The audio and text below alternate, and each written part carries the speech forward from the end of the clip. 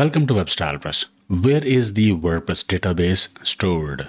The WordPress database is stored on your web hosting server's MySQL or MariaDB service, not as a file inside your WordPress folder. To find WordPress database name, in your WordPress website's root directory, find wp-config.php file and open it in code editor. This line contains your database name. To access this database, go to phpMyAdmin on your server or localhost. Here find that database name from list of databases from left side. You don't see the raw database files. You access and manage the WordPress database through phpMyAdmin. In case of localhost, you can type localhost/phpMyAdmin to open phpMyAdmin. You can also use WordPress plugin such as Adminer to access database. It provides full access to the database from within WordPress dashboard.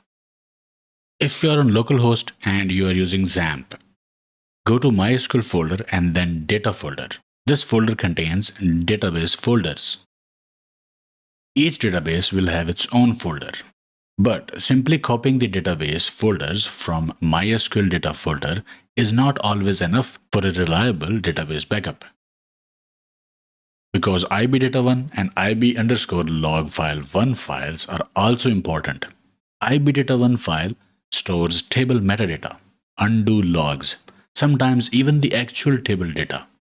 So if you are looking in this folder to copy database, this is not the right place. Use phpMyAdmin or WordPress database plugin to get database access. From there, you can make changes to database or download it.